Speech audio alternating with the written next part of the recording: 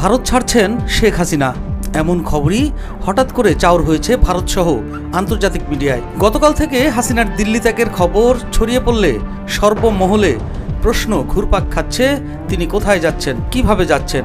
সূত্র মতে হাসিনার দিল্লি পরবর্তী গন্তব্য দুবাই অথবা কাতার। এদিকে গতকালই শেখ হাসিনার আরেকটি কল রেকর্ড ফাঁস হয়েছে। সেখানে তিনি গোপালগঞ্জের একজন তরুণ নেতাকে বলেছেন, সবার তালিকা করে রাখো, কাউকে ছাড়বো না, দেখো এরা 1 মাস টেকে কিনা। ওই ওসি যে ওসিকে কলার ধরছে, ওসির নাম কি, ওসির বাড়ি কোথায় সেটা খোঁজ করে বার করো, আমায় পাঠাও। ঠিক আছে আপা, আপা যদি সুযোগ থাকে আপা, আমি আজকেই আপনাকে ওই বিস্তারিত পাঠাচ্ছি। উনি কত সালে ঢুকছে সবকিছু পাঠাচ্ছি আপা আপনাকে। সবকিছু দাও, বললো যে 1 মাসের শীত চায় না। ঠিক আছে আপা। 15 বছর দেশ বেতন ভাতা বাড়াইছি, রেশন বাড়াইছি, এই পুলিশের সবকিছু করে দিচ্ছি। জি আপা। আর্মিদের করে দিচ্ছি। যে পর্যন্ত সব আমার বছর পাওয়া। জি আপা। আর এখন ওই সুদখোর ইউনূসের কথা শুনে লাফাচ্ছে। আর ওই জামাতের ওরা কয়দিন আছে, সামনে 1 মাস থেকে কিনা দেখো।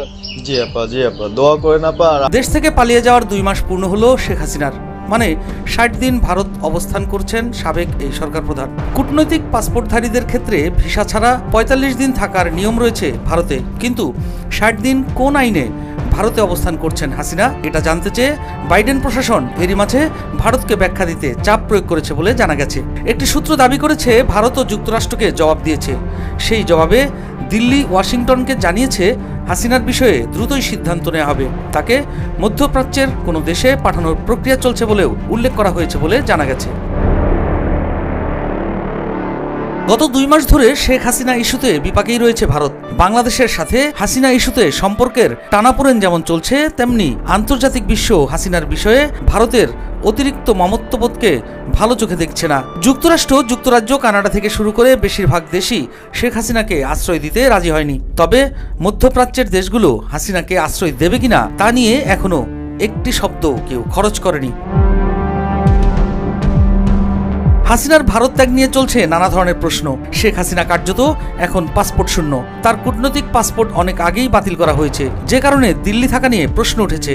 ঠিক একই কারণে একজন স্টেটলেস পার্সনকে কিভাবে আরেকটি দেশ গ্রহণ করবে সেটি নিয়েও জনমনে প্রশ্ন তৈরি হয়েছে। পাসপোর্ট ছাড়া কিভাবে হাসিনাকে সংযুক্ত আরব আমিরাত কিংবা কাতার পাঠাবে ভারত সরকার, এই প্রশ্নের কোনো সমাধান কেউ দিতে পারছে না।